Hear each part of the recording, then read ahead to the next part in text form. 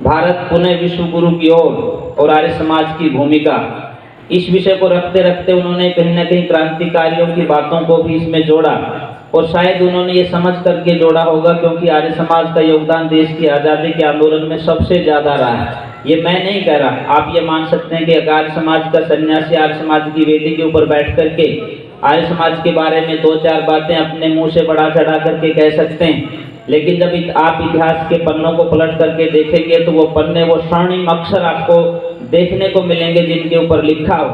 आप लोगों को याद होगा पट्टाभी सीतारमैया कांग्रेस के उस समय के अध्यक्ष, जब उन्होंने कांग्रेस के अध्यक्ष पद के लिए चुनाव लड़ा और नेताजी सुभाष चंद्र बोस उसमें जीत गए थे, पट्टाभी सीतारमैया हार गए थे। बाद में महात्मा गांधी जी के आग्रह के ऊपर नेताजी सुभाष चंद्र बोस ने उस पद को छोड़ा था और पट्टाभी सीतारमैया को उस समय कांग्रेस का अध्यक्ष नियुक्त किया गया था। वो जब कांग्रेस का इतिहास लिखते हैं तो उसमें वो लिखते हैं कि देश की आज़ादी के आंदोलन में सबसे ज़्यादा लोग वो थे जो दैनिक संध्या करते थे, सबसे ज़्यादा जेलों के अंदर पाए जाने वो लोग थे जो वहाँ दैनिक यज्ञ करते थे।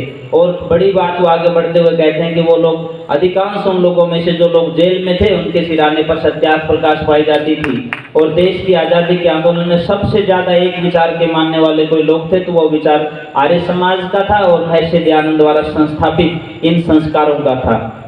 जब आप इतिहास के इन पन्नों को पढ़ते हैं तो आपको गर्व होना चाहिए। और मुझे लगता है कि इसी महर्षि दयानंद ने लोगों को पानी के छींटे दे करके उनको उठाने का काम किया और कहा कि 5000 वर्षों से सोने वालों अब तो जाग जाइए।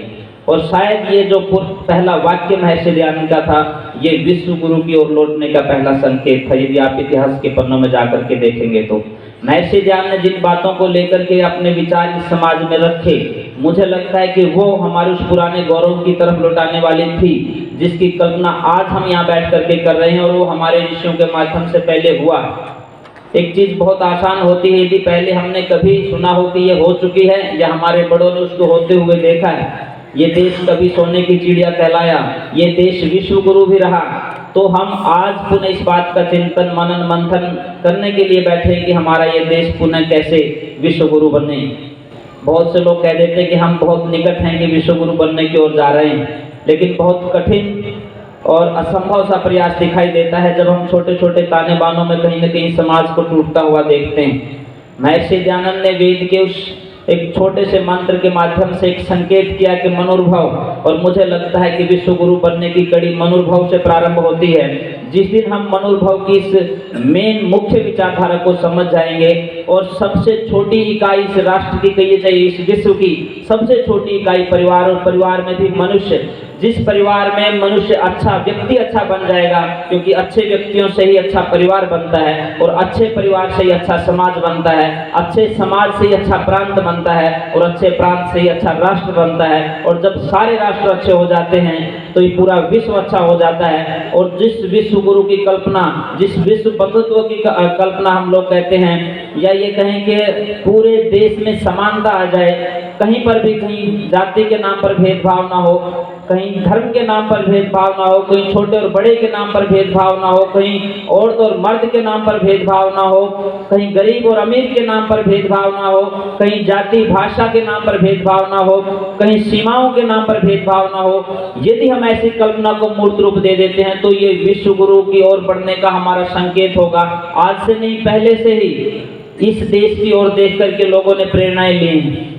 इस देश की संस्कृति को देख करके बहुत से लोगों ने अपने आप को ढाला है। मुझे याद आ रही है लगभग 4 या 5 वर्ष पहले मुझे पूज्य स्वामी आर्यवेश जी के साथ यूरोप के देशों में जाने का अवसर मिला।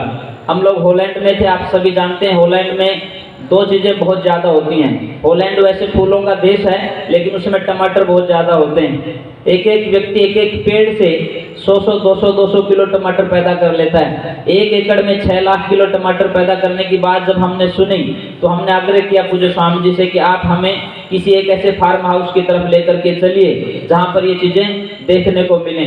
देखने के लिए कुछ गए थे, वहाँ देखने को और कुछ मिला। और मुझे लगता है कि वो जो प्रेरणा हमें वहाँ से मिली है वो कहीं ना कहीं हमारे इसी देश से गई हुई प्रेरणा है। जब हम उस फार्म हाउस के गेट पर पहुंचे तो थोड़ा सा देर हो चुकी थी।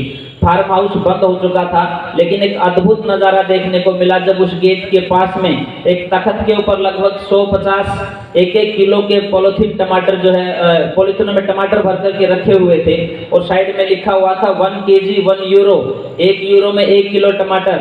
और साथ में ही एक डिब्बा रखा हुआ था जिसको हम यहाँ पैसे डालने के लिए गुल्लक या कुछ ऐसा बोलते हैं, दान पात्र नहीं, गल्ला बोलते हैं जिसको, जिसमें पैसे स्टोर कर रखते हैं। वो जब रखे हुए थे, हम लोग जब वहाँ चर्चा कर रहे थे कि किन से लें टमाटर, तो हमारे साथ में राजस्थान के एक नेता हैं जो आर्य परिषद सभा राजस्थान के वर्तमान में अध्यक्ष भी गिरिजानंद जी एडवोकेट, वो थोड़े से चटोरे हम लोग उनको कहते हैं। उन्होंने कहा कि टमाटर हमें लेने हैं।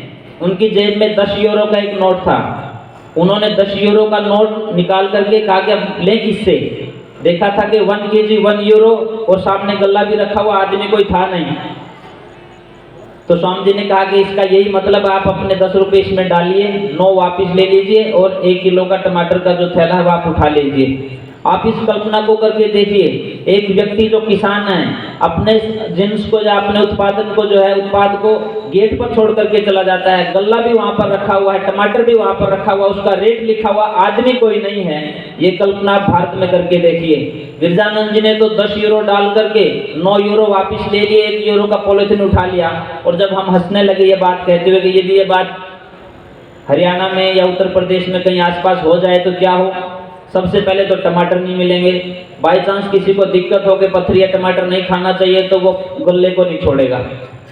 ये कल्पना जब हमारे इसी देश में ये घोषणा होती थी कि कहीं से भी कन्याकुमारी से कटक तक आप चले जाइए, इस देश में कोई ऐसा व्यक्ति नहीं मिलेगा जो किसी दूसरे के सामान पर गलत दृष्टि भी डालता, उठाना चोरी करना तो दूर की बात है। यहाँ माँ बहन बेटी के मान सम्मान और स्वाभिमान को सुरक्षित रखने के लिए हर एक व्यक्ति जो है तत्पर रहता है। ऐसी परंपराएं जो हमारे देश में थी, कहीं ना कहीं हम उन लोगों को दे बैठे और उन लोगों की परंपराओं को हमने अपने देश में जो है ला करके संजो दिया। हम लोग जर्मनी में थे, तो वहाँ जिसके घर में हम लोग रुके हुए थे, वहाँ एक दिन सुबह घूमने के लिए गए थे। उनसे जब हमने बात की, उन्होंने कहा कि यहाँ का ऑफिस 7 बजे स्टार्ट हो जाता है, वहाँ के ऑफिस 7 बजे लग जाते हैं, 7 बजे ऑफिस शुरू हो जाता है। मैंने कल्पना की कि जिस देश में ऑफिस 7 बजे लगता है तो निश्चित रूप से वो व्यक्ति 5 बजे या 4:30 बजे उठेगा ही उठेगा। उसको तैयार भी होना है, अपनी मॉर्निंग वॉक भी करना है और तब वो ऑफिस के लिए जाता है। हमारे देश में 10 बजे का ऑफिस है, व्यक्ति 9 बजे उठ करके भी आराम से ऑफिस की तरफ निकलता है। तो हमारी जो परंपराएं थी, जो हम और लोगों को प्रेरणा देने के लिए करते थे, उन लोगों ने उनको माना है और उसका परिणाम ये निकला है कि आज वो कहीं ना कहीं हमारे से आगे दिखाई देते हैं। और हम लोगों ने उनकी जो है कहीं ना कहीं संस्कृति को अडॉप्ट करने का काम किया है, चाहे सुबह उठने और जागने की बात हो, चाहे पहनावे की बात हो, चाहे खाने की बात हो, चाहे आम व्यवहार की बात हो।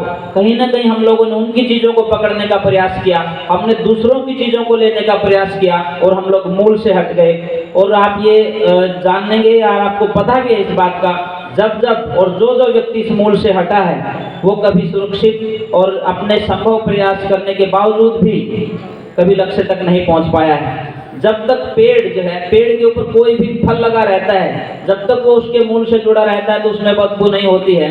जब से वो अपने मूल को छोड़ देता है उसके बाद उसमें संभावनाएं बढ़ जाती हैं कि बदबू होगी।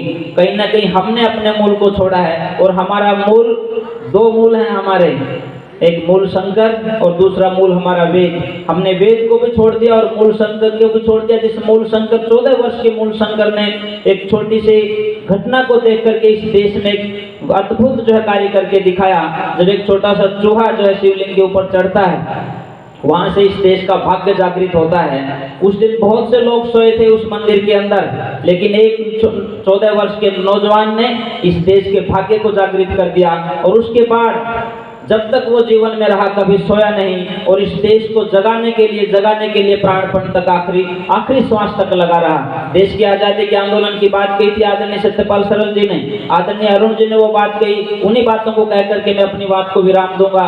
देश की आज़ादी का ये अमृत महोत्सव मनाया जा रहा है। 7.5 से ज्यादा कार्यक्रम इस देश में आयोजित हो चुके हैं, लेकिन हमें दुख इस बात का है कि देश की आज़ादी के आंदोलन के जब किस्से पढ़ाए जाते हैं, डीडी नेशनल के ऊपर, लोकसभा या राज्यसभा के ऊपर वो उन किस्सों को दिखाया जाता है तो आर्य समाज का कहीं नाम नहीं आता है। हमें उन और मैं ये अक्सर ये बात कहता हूँ, जो लोग अपने इतिहास को भूल जाते हैं, आने वाली पीढ़ियां उनका भूगोल बदल देती हैं, और हम लोग इस बात के जो है गवाह हैं। बहुत पीछे जाकर के जब हम देखते हैं तो जब जब हमने इस देश की पुरानी मान्यताओं को छोड़ा है तो हमारे भूगोल बदले हैं। जब जब हमने अपने इतिहास को ठुकराया है तो लोगों ने हमारे यहाँ आकर के कब्जे किए हैं। इस देश को जो है कहीं ना कहीं गुलाम बनाने का काम किया है, और इन गुलामी की बेड़ियों को तोड़ने का काम महर्षि दयानंद के गुरु स्वामी विरजानंद से शुरू होता है। आपने शायद वो बात समय के अभाव में छोड़ दी। गुरु विरजानंद जी दंडी वो इस देश की आज़ादी का सबसे पहला शंखनाद करते हैं, और मैं कहना चाहूँगा मंगल पांडे जी से भी पहले का वो ताते टोपे, नाना फडणवीस, इन लोगों के साथ, रानी लक्ष्मीबाई के साथ बैठ करके चंडी मंदिर हरिद्वार में वो ख्वाब की पंचायतें करते हैं कि देश को आज़ाद करवाना है। और सन्यासी क्रांति जिस तरह से आगे बढ़ती है, उन्होंने स्वामी दयानंद जी को तैयार किया। स्वामी दयानंद जी का सिर्फ इतना उद्देश्य नहीं था कि धर्म कर्म के नाम पर जो कुछ चल रहा है वो बंद हो जाए, बिल्कुल भी नहीं। वो इसलिए जागृत करना चाहते थे कि जिस देश में आप रहते हैं उसकी अस्मत को बचाना, उसके मान सम्मान और स्वाभिमान को बचाना है तो उसकी मूल मान्यताओं की प्रतिस्थापना करनी पड़ेगी। और वो महज वेद को पढ़ने से, वेद को मानने से, वेद को सुनने से, वेद को सुनाने से आ सकती है। तब उन्होंने जाकर के हिंदुओं के ऊपर यदि उन्होंने कोई बात की, उनके जो पाखंड के ऊपर हमला किया, तो कोई इस देश से नहीं किया, ना उनकी किसी आलोचना के लिए किया, बल्कि उनके आत्मसम्मान को जागृत करने के लिए उन्होंने उस पाखंड के ऊपर प्रहार किया और उनको कहा कि जब तक तुम अपनी प्राचीन संस्कृति को नहीं अपनाओगे तो आजादी के आंदोलन में लड़ नहीं सकते हैं। आप लोगों ने बहुत गहराई से इस बात को सुना होगा और देखा होगा। अंग्रेजों का एक बहुत बड़ा षड्यंत्र था कि फूट डालो राज करो। अब कहीं हिंदू और मुसलमान को लड़ा करके उन्होंने जो अपना लक्ष्य हासिल करने का प्रयास किया, उसमें कुछ हद तक वो लोग कामयाब भी रहे। महर्षि दयानंद सरस्वती ने सिर्फ हिंदुओं की, जिस घर में वो पैदा हुए थे, सबसे पहले उसके ऊपर उन्होंने, उन मान्यताओं के ऊपर उन्होंने आक्रमण किया। उसके बाद उन्होंने मुसलमानों के बारे में भी बहुत कुछ कहा, और वो कोई द्वेष से नहीं कहा, वो मुसलमानों से कोई ईर्ष्या करते थे इसलिए नहीं कहा, इसलिए कहा कि वो जो जिस विचार को समझते हैं, जिस विचार को मानते हैं, उनमें भ्रांतियां, उनमें भूल है, और वो भूल कहीं ना कहीं आपको मूल से भटका देगी। उस सुधार की बात उन्होंने अपने सत्यार्थ प्रकाश में कही है। उसी से प्रेरणा लेकर के आप कितनी बातें आप आगे करते जाइए। चाहे हिंदुओं को मानने वाले लोगों की बात हो, जिस विचार में वो पैदा हुए, उनसे प्रेरणा लेकर के कितने ही लोग आजादी के आंदोलन में आगे आए। राम प्रसाद बिस्मिल स्वामी सोमदेव जी से प्रेरित होकर के यही उत्तर प्रदेश की इस पवित्र भूमि के ऊपर जब स्वामी सोमदेव जी, जैसे मैं बैठा हूँ ऐसे प्रवचन कर रहे थे, शाम का समय था, और उन्होंने कहा कि जैसे ये पुस्तक विक्रेता यहाँ बैठे हुए हैं, तो उन्होंने भी कहा कि जो पुस्तक के स्टॉल लगे हुए हैं उनमें छोटी सी पुस्तक का जो चारान्य की आती है, आप उसको लेकर के जाना, और उस पुस्तक का नाम सत्यार्थ प्रकाश है। इस सत्यार्थ प्रकाश के पढ़ने के बाद जीवन बदल जाता है। जो राम प्रसाद बिस्मिल अपने आचरण से, अपने व्यवहार से गिर चुका था, उसने सत्यार्थ प्रकाश को पढ़कर देश की आजादी के आंदोलन का शंखनाद किया। और उसने एक समय ऐसा आया जब घर के लोगों ने कहा कि एक रास्ता चुनना है, आर्य समाज या राम प्रसाद बिस्मिल, या तो आर्य समाज को चुनो या फिर घर को चुनो।